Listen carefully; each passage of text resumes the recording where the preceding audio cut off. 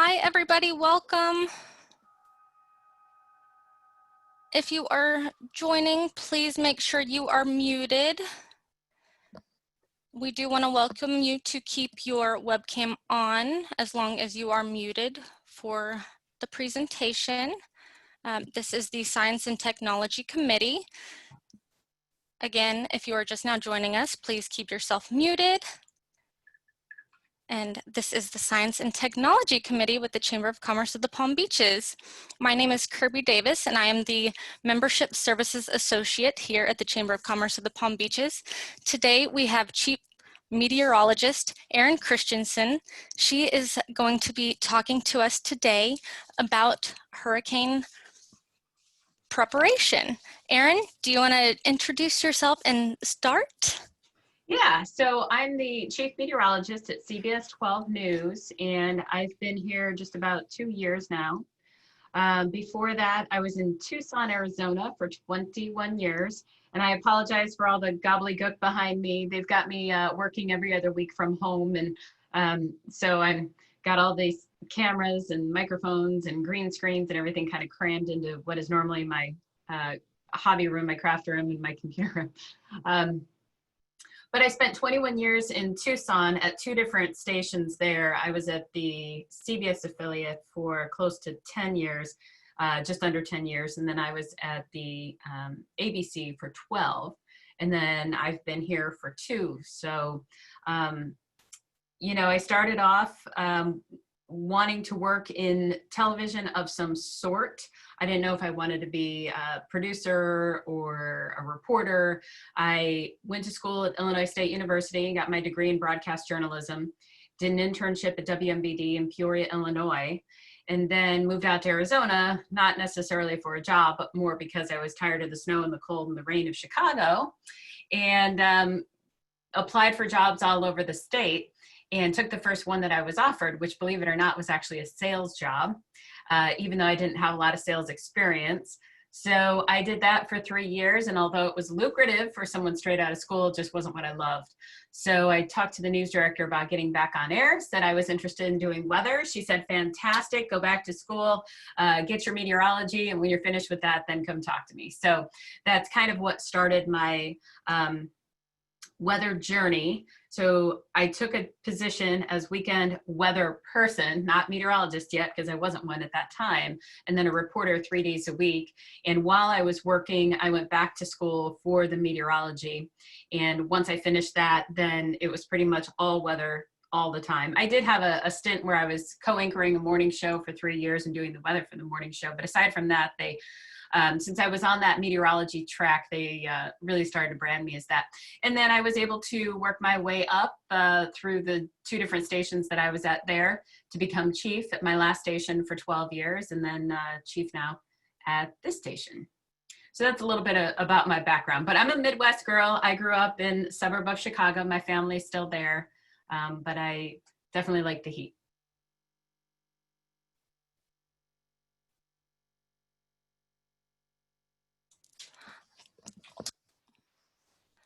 Sorry, Erin, I hit the wrong button. Can you hear me now? Yes. Okay. And I was going to say your timing on this meeting couldn't be better because I literally was just attending a teleconference from NOAA about their update to this hurricane season. You might know that yesterday, Colorado State University updated their forecast for the number of named storms from 20 to 24, and NOAA has upped their forecast as well. Although NOAA, generally speaking, likes to give out a range of named storms versus just, you know, one hard fast number. So they have gone up to 28 named storms now. They're originally looking at about up to 24, so now they've kind of bumped it up to 28. Anywhere from 19 to 28 named storms, I believe, is the range. So an active season. Was anyone disappointed that tropical storm / hurricane Isaias didn't do a whole lot to us? I think we're all pretty thankful, right? Especially when you take a look at what came out of North Carolina, and even like up in New York, they were feeling hurricane force winds. Makes us very thankful, I think, that, you know, it was more sizzle than steak for Florida, if you will. I'll open it up for questions. Okay. I like to get questions right away. Oh, perfect. I want to make sure that everybody gets their, you know, questions in and yes. Okay, perfect. Erin, I did want to ask, so how interactive would you like them to be? Are you expecting them to be pretty interactive and turning on their mics and sure talking? Okay. Yeah. All right, guys. Come on. Don't be shy.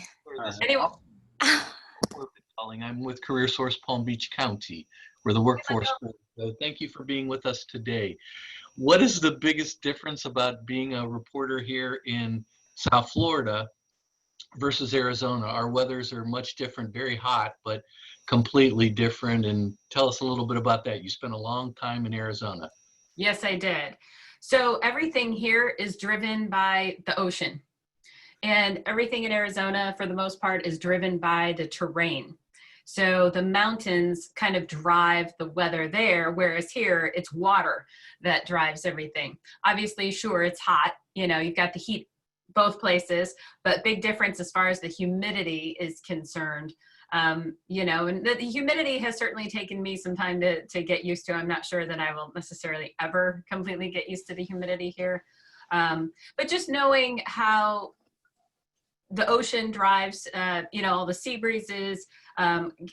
It's interesting to me how sometimes one is more dominant than the other, and that can mean the east coast of Florida gets completely hammered with storms. Sometimes it's the west coast of Florida that gets hammered by the storms, depending upon which sea breeze is the stronger one that day and what else is interacting upon it. So I had to learn very quickly about how the water impacts all the weather here versus, you know, the mountains.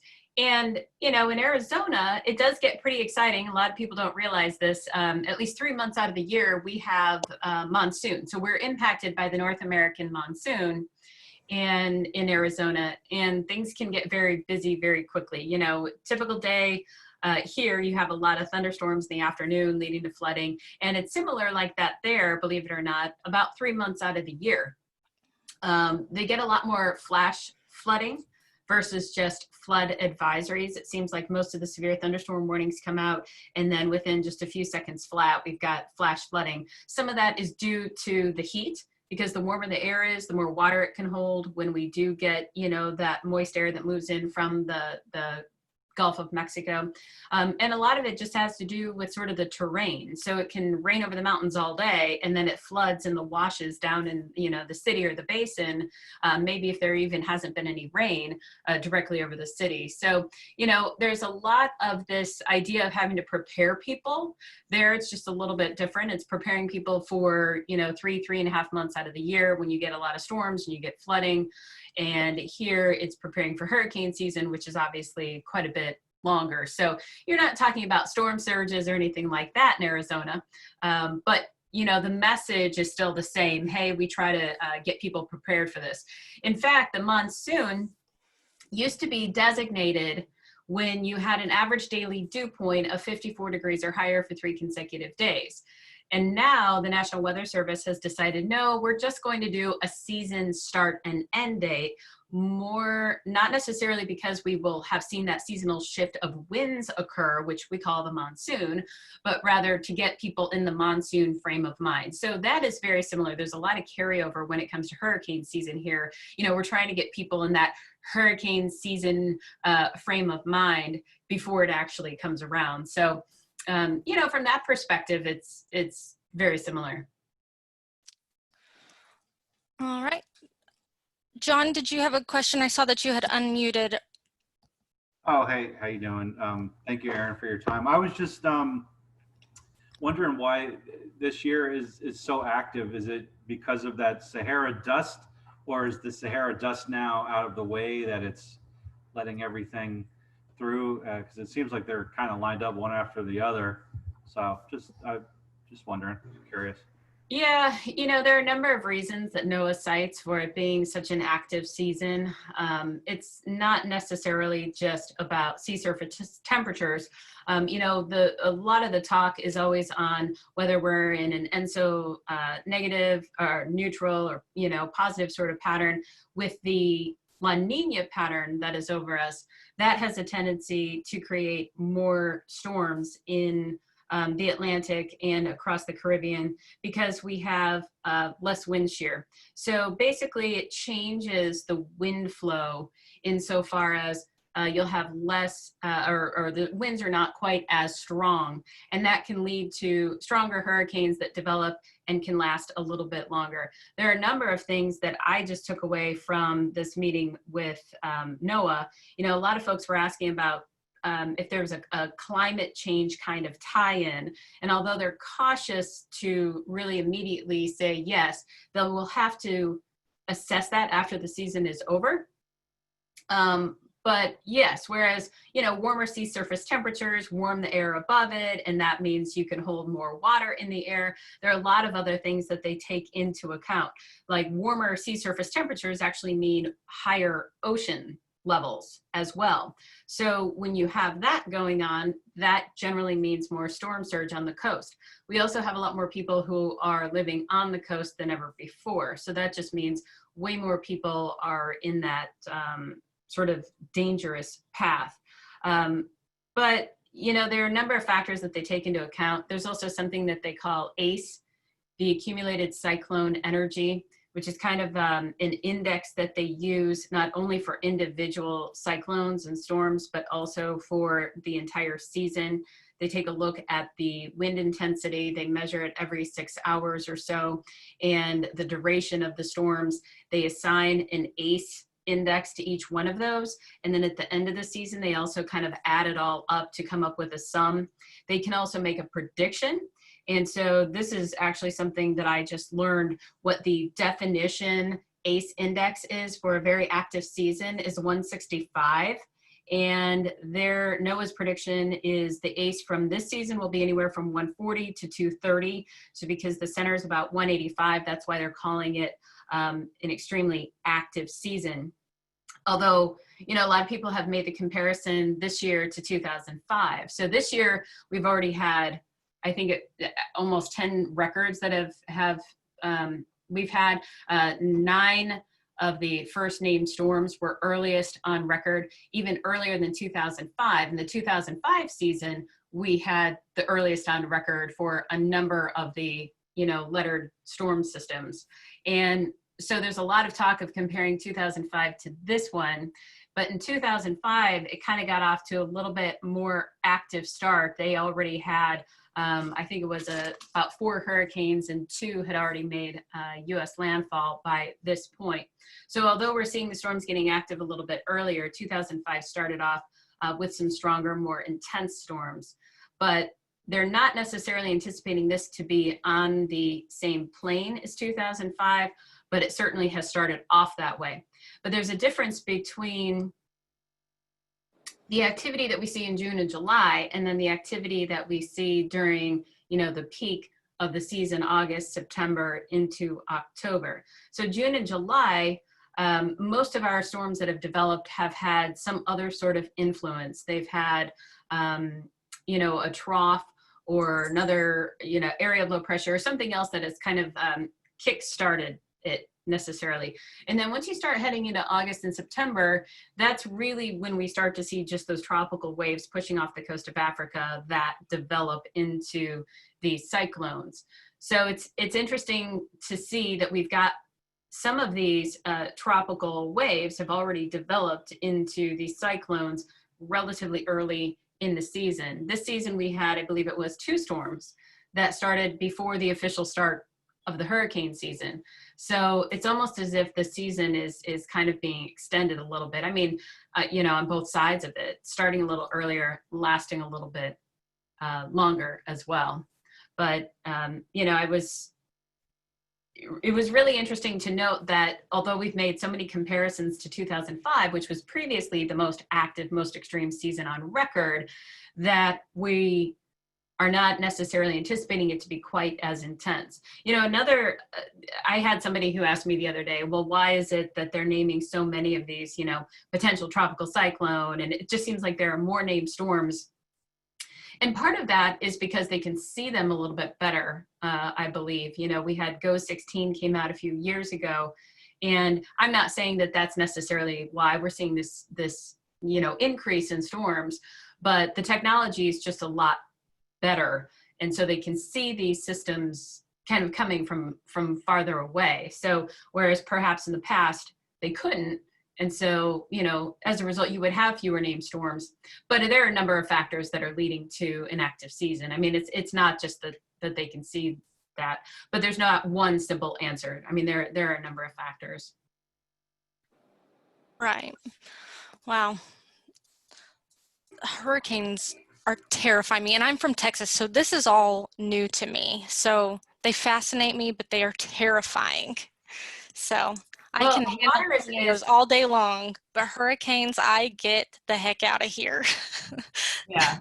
Yeah, the water is certainly something to be respected. You know, it's coming from the desert. I'm not much of a beach person, hate to say that, but boy, you know, when I have gone to the beach, you have to respect the power of the water. And I used to make the joke out in the desert that everything in the desert was designed to kill you, right? You've got cactus that have these big needles on them. You've got the rattlesnakes, you've got scorpions, just the extreme heat. And, you know, we used to joke that the desert was designed to kill you. Here I make the joke that the water is, not from a hurricane perspective necessarily, but there's just so many other complicating you know, things that I never even knew anything about. Sargassum seaweed that can be toxic, the blue-green algae, the toxic red tide at times, the most unprovoked shark attacks, you know, in the US are off the coast of Palm Beach County. So I feel you, Kirby. I mean, I'm a little fearful of the water too. I'd like to say it's more of a respect factor rather than a fear factor, but I totally get it. Yeah. It's also the unknown for me. I'm not familiar with it. Again, I can do tornadoes all day. Hurricanes.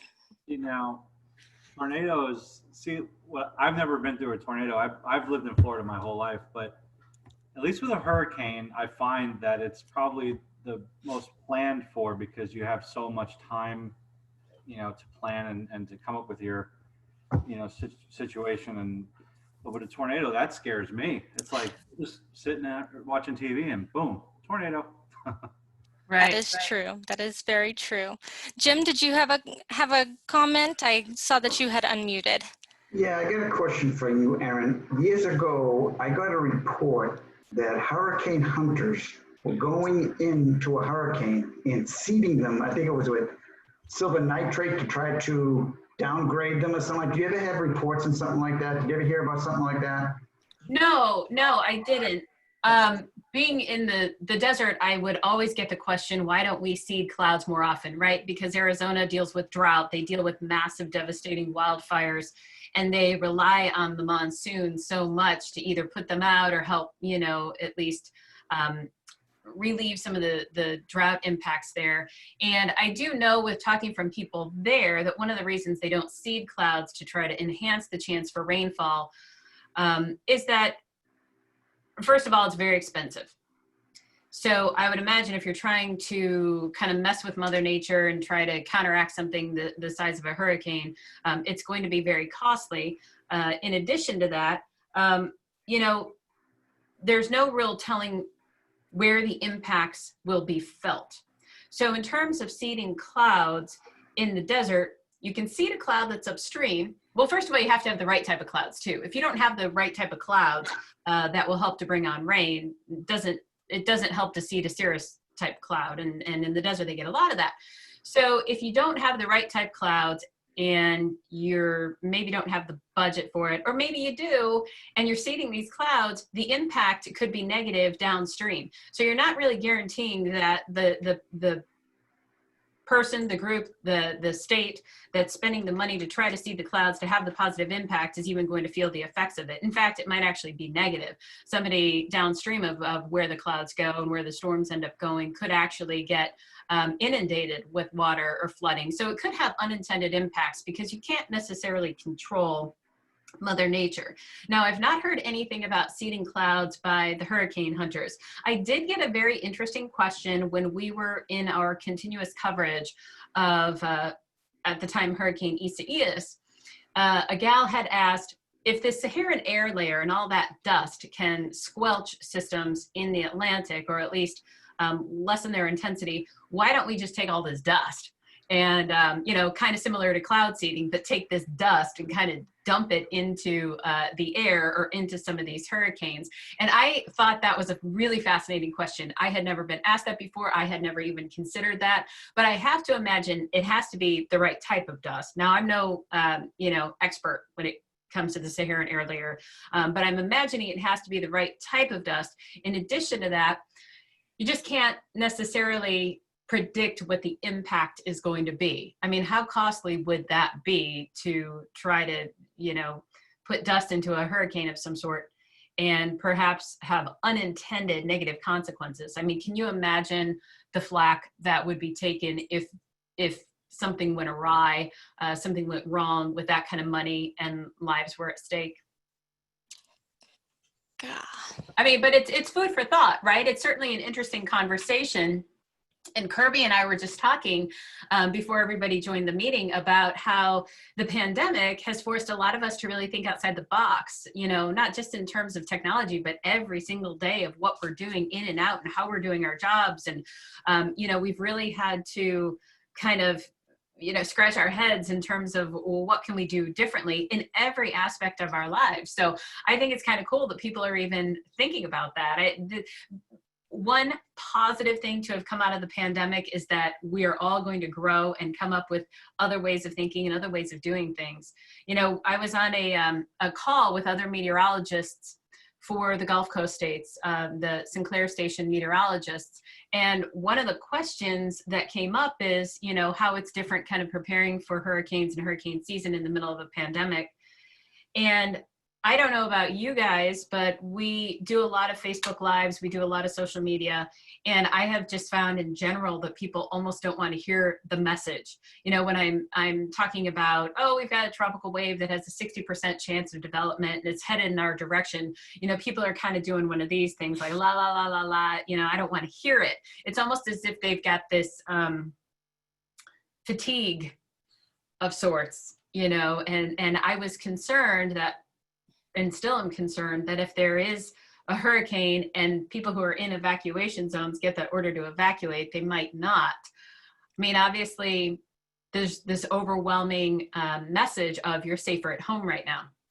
So does that really equate to hurricane season? You know, when you've got this massive storm perhaps bearing down on, you know, your area, if you're in an evacuation zone, I'm afraid that people might be trying to close themselves off to any sort of message that they perceive as negative. And in doing so, that might actually harm them. There are a lot of folks that are just like, I've had enough with 2020. I can't really handle a whole lot more. Please don't tell me about these storms. You know, so that overall message that I'm hearing kind of concerns me. I don't know if you guys have noticed that at all with your colleagues, your family members, whatnot. There's just this exhaustion level that I think a lot of us have heading into the peak of hurricane season. Absolutely. And I, in certain situations, feel like I have that. Ignorance is bliss. Right. And I mean, maybe not for hurricanes. I want to know what's going on. And like I said, I get out of here. I don't want to stay around. I don't want to lose my air conditioner. So, but again, sometimes I do think like that, and I probably shouldn't. Ignorance is bliss. But I definitely see it with people. And again, I'm guilty of it. Joan, I did see that you had unmuted yourself and that you had helped Bob unmute. Did you have a question? Hold on, I muted you back because there was a little bit of an echo. Let me see if I can unmute you.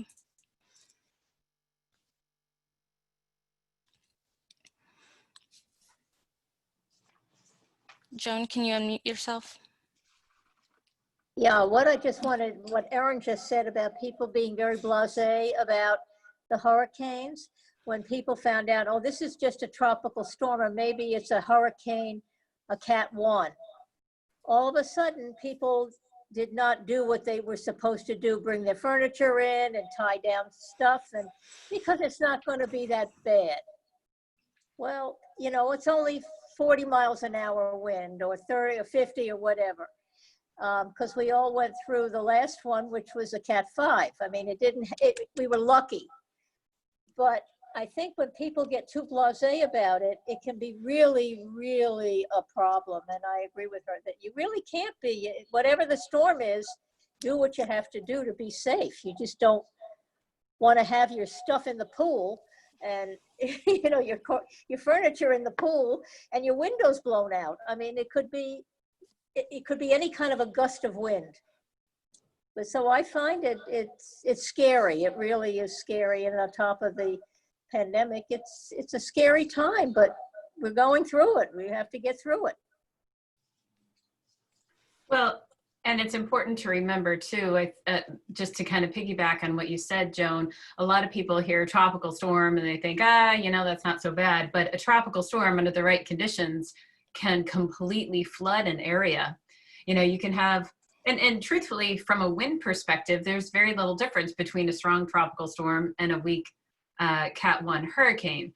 But it's just, it seems like, you know, I too have noticed it's just that designation that for some reason really clicks people into, okay, well, if it's not going to be a hurricane, then, you know, I'm not too worried about it. But gosh, we've seen so many tropical storms that can sit and spin in one place and just completely flood an area or bring on storm surge in addition to flooding rain that can do way more damage than even, you know, a low end hurricane of sorts. I mean, the difference in wind speed is just 1 mile per hour, right? So definitely people should not let their guard down even when it's just a tropical storm, because tropical storms have killed people. You know, they are not to be taken lightly either.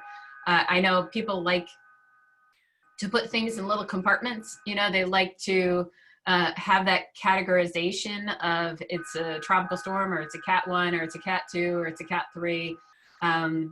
You know, one of the big takeaways over the last couple of years is that cone of uncertainty, because forecasting has just gotten better, that cone has gotten smaller and smaller and smaller.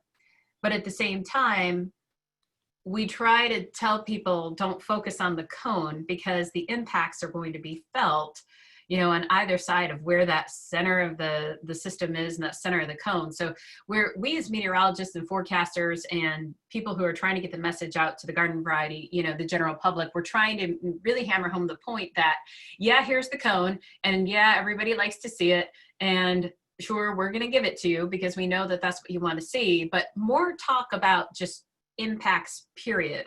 So when we were doing our tropical storm and / hurricane east to east coverage, you know, we were talking about percentages of tropical storm for that likelihood that people would feel tropical storm force winds on the coast or inland. You know, what was the probability of feeling hurricane force winds, to really focus on the impacts versus, hey, here's the cone, here's where you are, you know, don't worry about it, or worry about it, kind of a thing. So I try to get people to focus less on the cone and focus more on just the impacts overall, and listen, you know, to the message. If you're in an area where, and I get it, there are a lot of people that don't want to put up their hurricane shutters because it's a lot of work. I don't have hurricane shutters. I'm in a rental property. My landlord doesn't have, you know, shutters to my knowledge on this place, but I know it's a lot of work.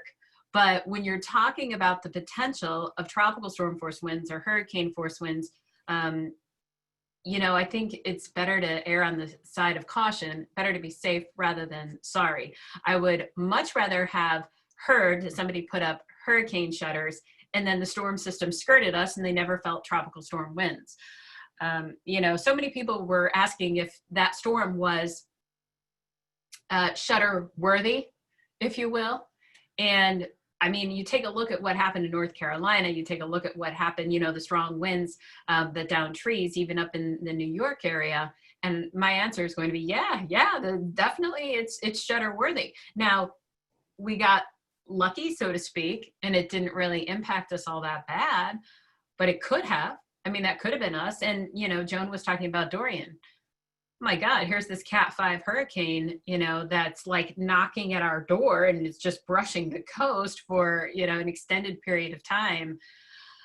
It's so hard to predict if something like that's going to happen, or if it's just going to, you know, hit a pocket of air that it veers off to the left. And then the next thing you know, it's skirting right across Florida. So I understand that putting up shutters, you know, probably is a lot of work, but, you know, I still tell people to do it. But it's funny how people seem to get relatively angry.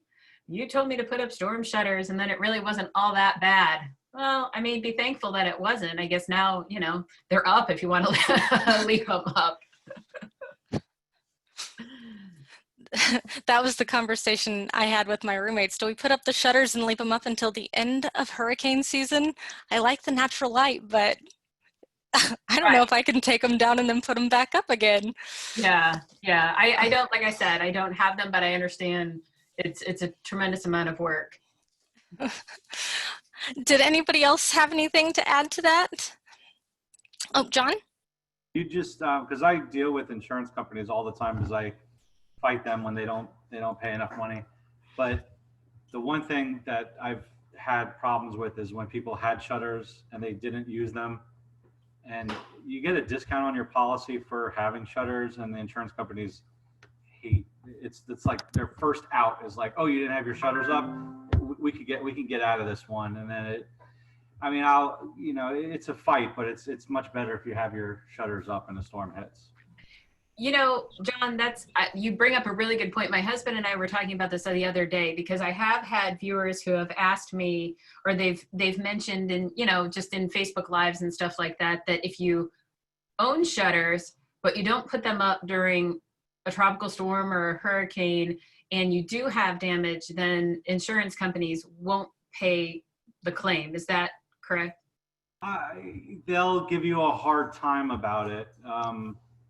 They still have to pay, because there's also things that have happened that weren't a result. Like if your shingles are blown off of the roof, that's not because of the interior damage, but it doesn't help. It's just, in my job, insurance companies just love to find any way they can not to pay a claim. And if you give them any reason, another thing is, before Tropical Storm Isaias almost hit, I just walked around my house and I told people, just take pictures. We all have phones, just for a picture. It helps prove what it was the day before a storm versus after. Because then if you do have damage, you can always say, look, the shingles looked okay from the ground and now they're missing. And documentation is key as well. And is there a stipulation as to, you know, if you live right on the coast and you don't put them up, or if you live X amount of miles inland and you get damage, but you didn't put them up, or does the distance from the coast or the storm not really have any impact on insurance claims? No, it doesn't matter. It's going to be the same whether you're on the coast or inland. If you have them and they give you a discount, you didn't use them. It's just it's more reason for them to delay it and take the time of paying you. Meanwhile, you're trying to settle, you know, with your claim, and anything that could be done to speed that up, like I said, is a good thing. So in other words, the hassle of putting up your shutters might outweigh the hassle of having to deal with an insurance claim. Definitely.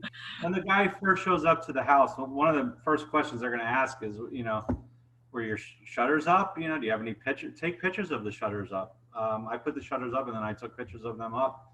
Your phone, it date stamps the time, and day, so there's just no question. It's just one of those things, because I was the same. Like, it's like tropical storm, you know, it's not really gonna hit that bad. I've survived worse, you know, but in my mind I'm like, just put them up. It took me, you know, I mean, of course, you know, if you need help, there's plenty of people that'll help too, but you know, why not? You have them, use them.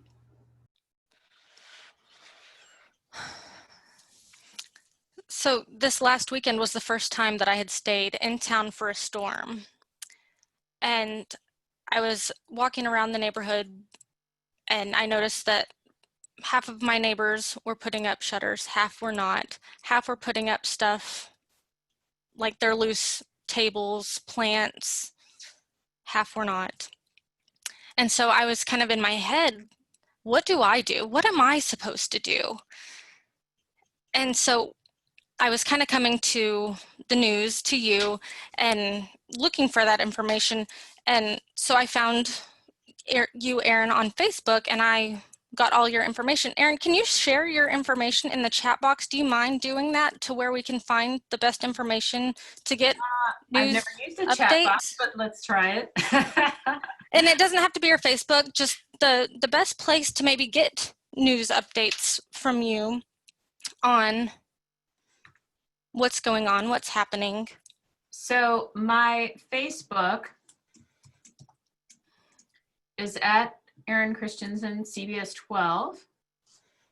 My Twitter handle is Erin Sutherland. You can email me.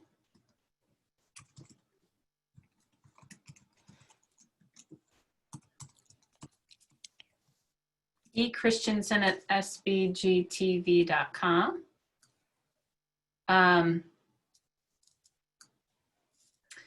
We also have a really good hurricane guide that we now have in digital format. It used to be we would print up these guides. Now it's in a digital format, and you can actually, it's very easy to get it. And I'll just put in here, just text the word weather, or I'm sorry, hurricane, to 44332 on your phone. And CBS 12 will send you a link to where you can download the guide.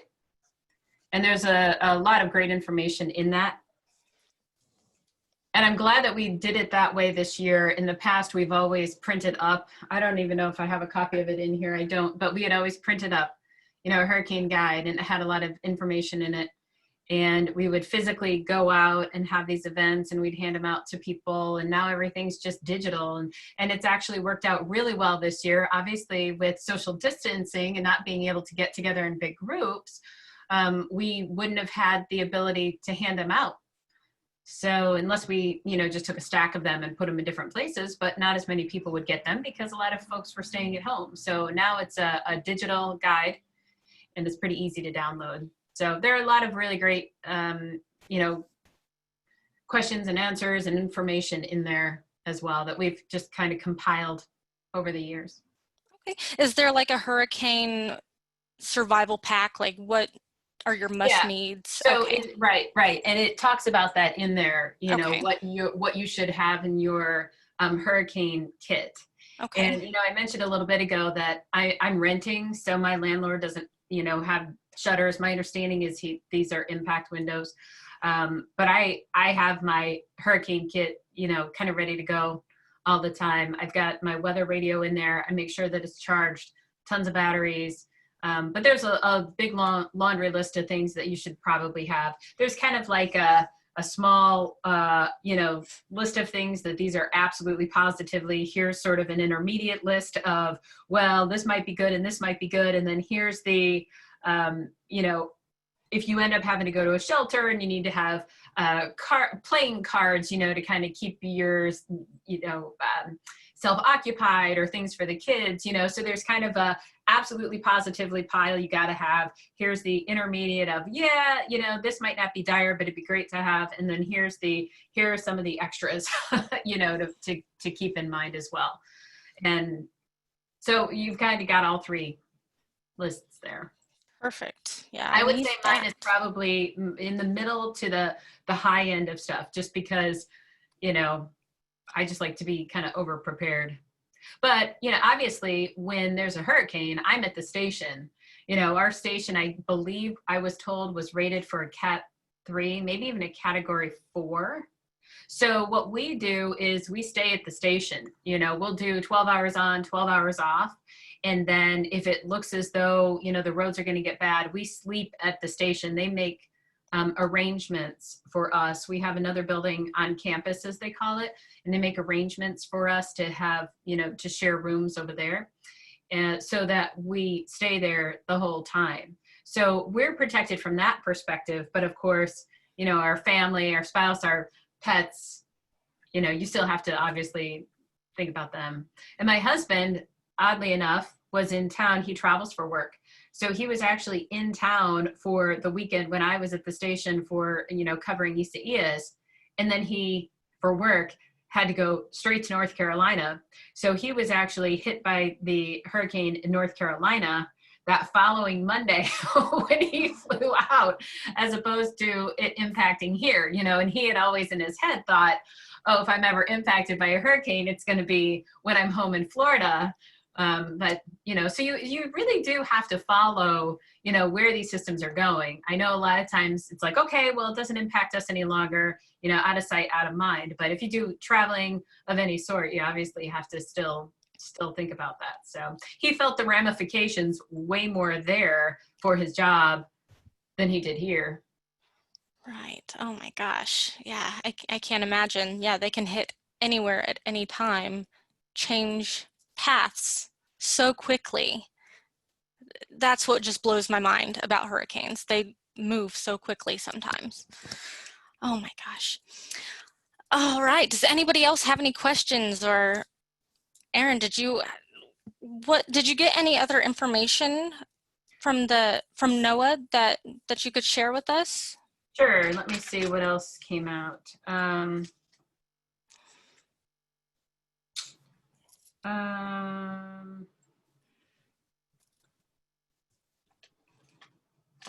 If there was anything else that was really big that I took away.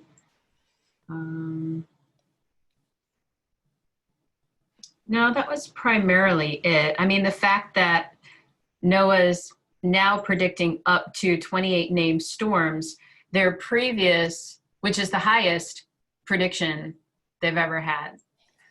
Their previous was 19 to 25 named storms, and that was, or the previous rather, was 21 in 2005.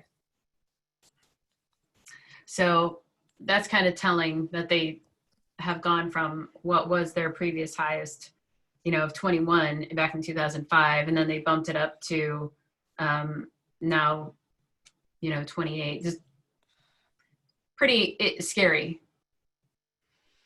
to think about that. And, you know, Colorado State, there are a bunch of different universities and research groups that study this. I know the U of A also has gotten into, over the past couple of years, also studying it out in the middle of the desert.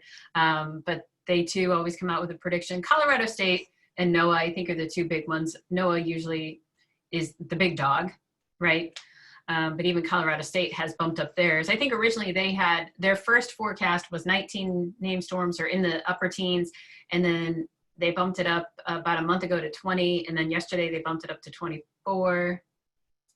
So, you know, but it doesn't necessarily mean that we in Florida are going to be impacted either. You know, that's the other thing that's kind of a thing that I was talking about with some of the other meteorologists in the Sinclair broadcast group of, you know, kind of the Gulf Coast states and the states that are impacted by the hurricanes, that just because you have a particularly active season, you know, it doesn't necessarily mean that Florida is going to have a more active season, but all it really takes is one really bad tropical storm or one hurricane to hit, you know, an area, and that perception is there that it was a bad season. You know, it was a bad season for those people, no doubt. So, you know, it doesn't always equate that way, but it's kind of an odds thing. Obviously, if you have a higher number of storms and you're in Florida, which is the most prone state in the country, then you would want to make that leap and make that connection that obviously Florida would have more of an impact, but it doesn't always equate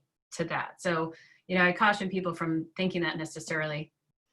But obviously you have to be prepared, right? Even with, when people were asking me on Facebook Live, should I put up my shutters? I said, well, yeah, I mean, prepare for the worst. keep your fingers crossed and hope for the best, but you have to kind of prepare for the worst. And that's really the best way to stay safe.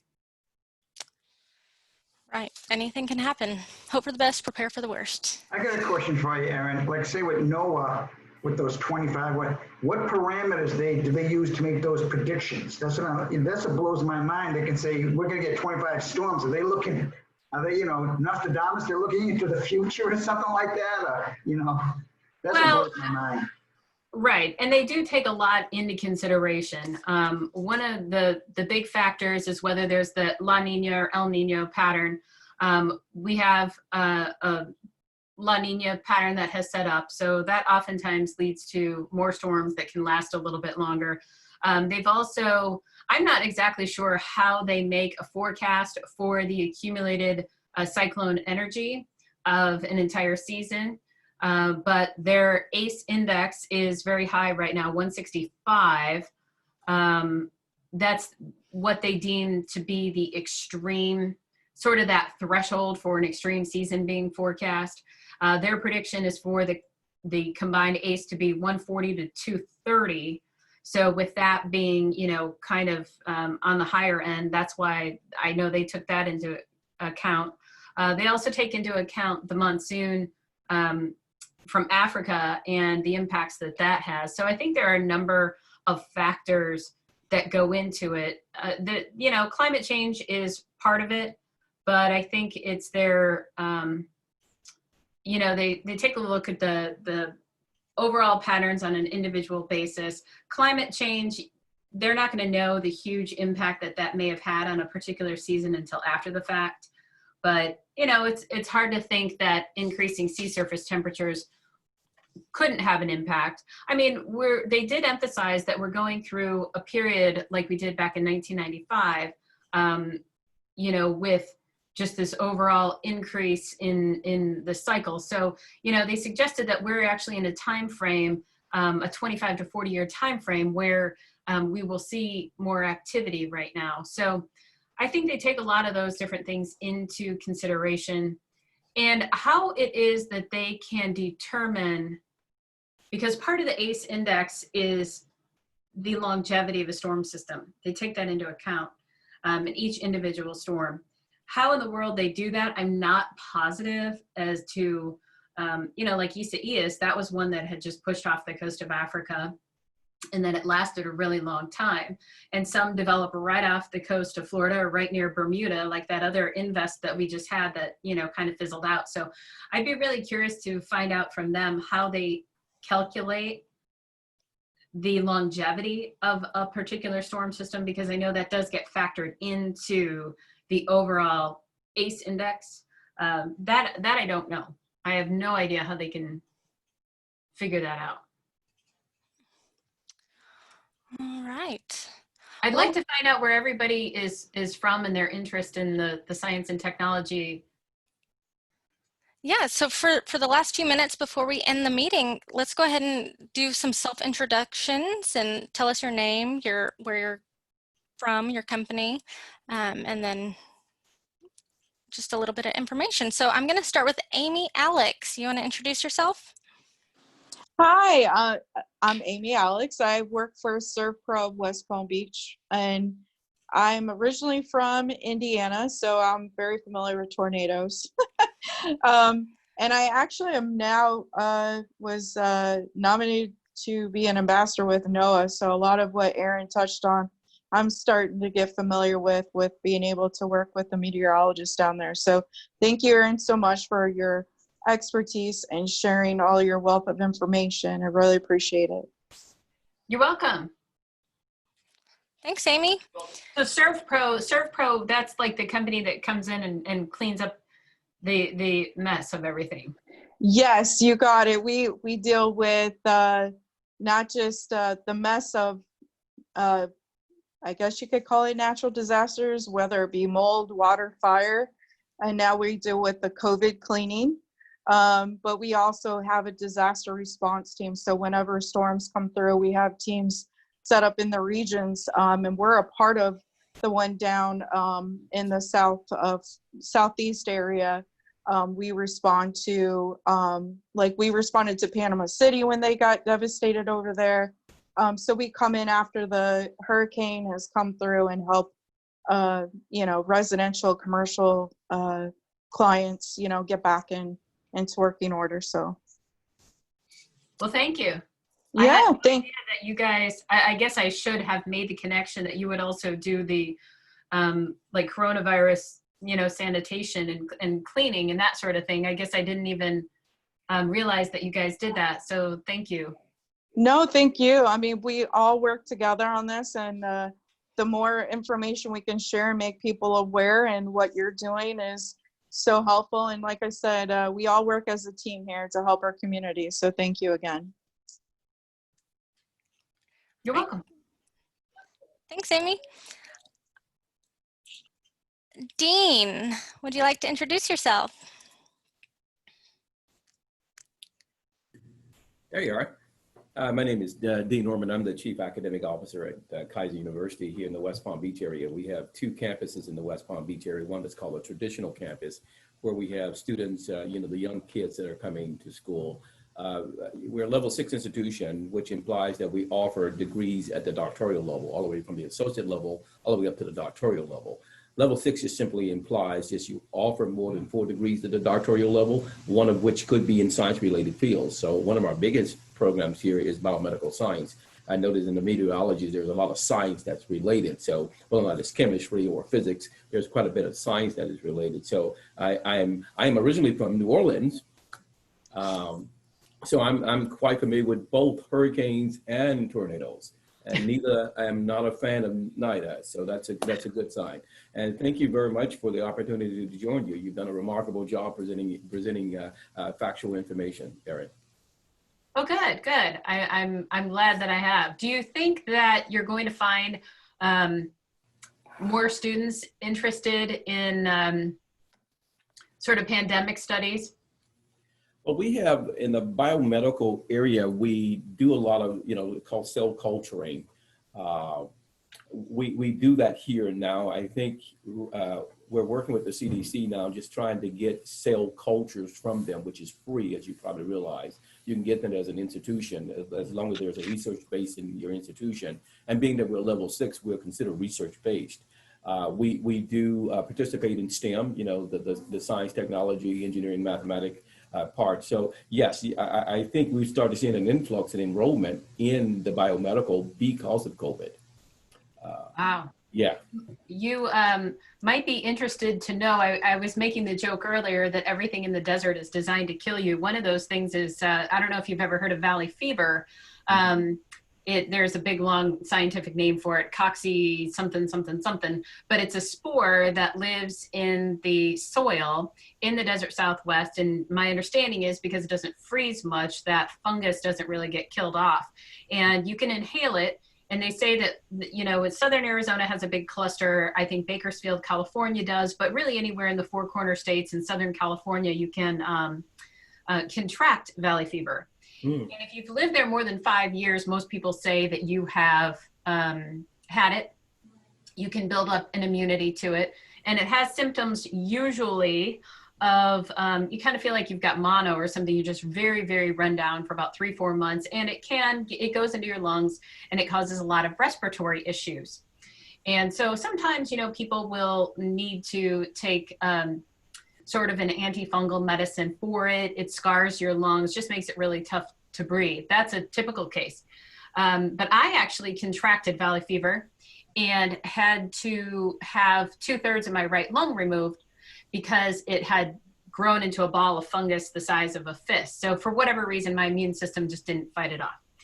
But it's interesting to know that the U of A is like groundbreaking in studying this, and they got a huge grant several years ago to study valley fever because for bioterrorism, because essentially it was thought that a group could poison an entire building of people within a few minutes if they were to take soil that they knew had valley fever spores in it and like put it into the ventilation system of sorts. So it's kind of fascinating, the fact that I would have never dreamed in a million years that something like that would be considered bioterrorism, but they got a huge grant to study it.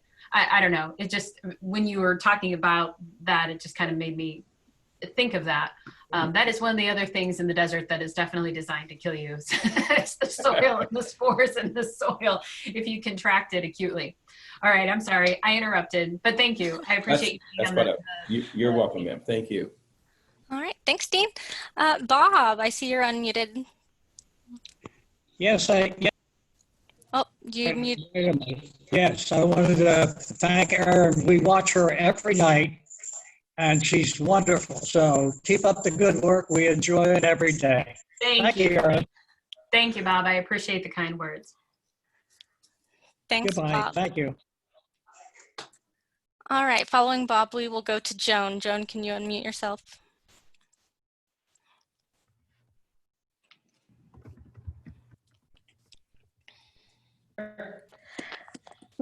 Good afternoon. I will piggyback on what Bob said. We watch you every night, Erin, and it's wonderful. You're terrific. I am with Legal Shield and ID Shield. We offer affordable access to the judicial system for yourself, for businesses, families, and individuals. So you're not paying the high cost of legal fees, getting your wills done, ticket defense, all kinds of things.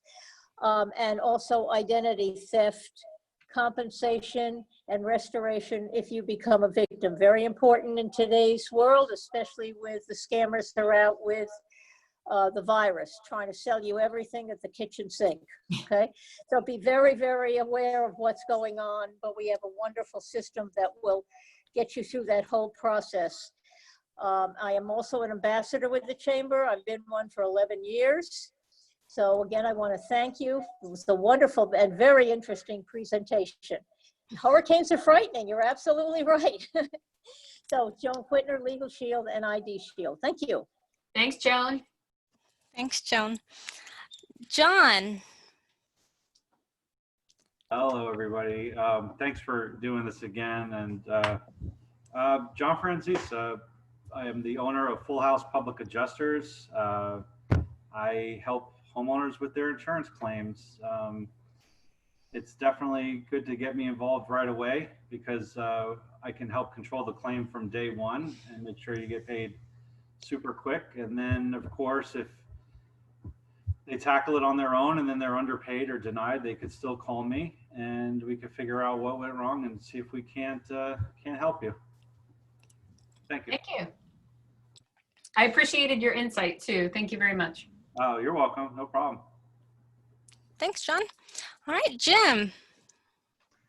How you doing? My name is Jim Collins. I'm a health insurance agent, independent broker, and I do health, life, and Medicare. That's what I do.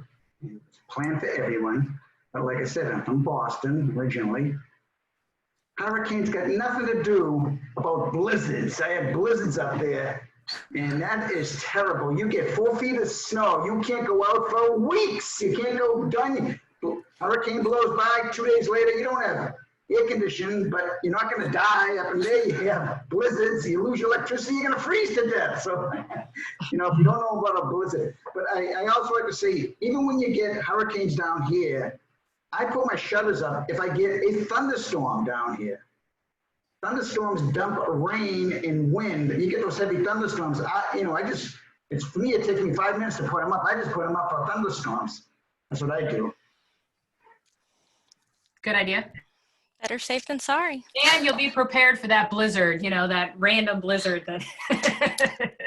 See, I love the snow. All right, I think that is everybody.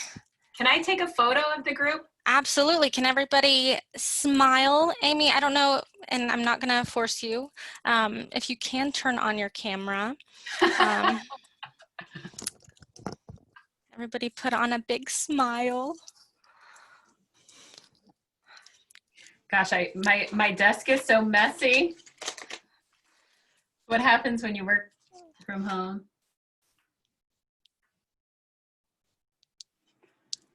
I should own stock in whatever company, is it 3M or whoever comes up with these Post-it notes?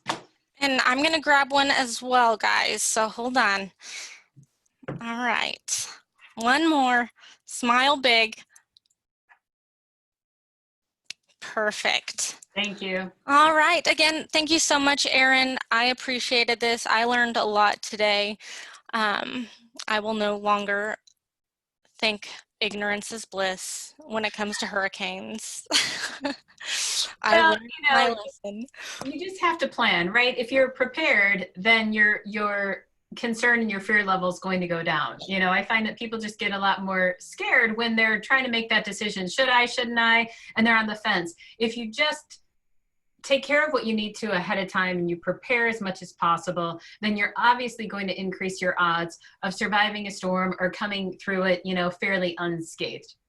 So I think preparation is key in calming people. And how are you going to prepare unless you're following along and you know what's coming? If you're blind to what's coming, you can't prepare. Absolutely. And the thing about hurricanes, someone else had mentioned that you can see them coming.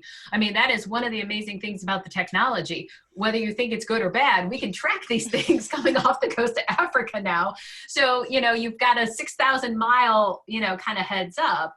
Obviously, some people, think that talking about it that long is kind of overkill, but we like to let people know we're watching all of this right away. And, at CBS 12, we try to take the tone where we're kind of calming people like, hey, we just want to let you know this is out there. We're watching it so you don't have to.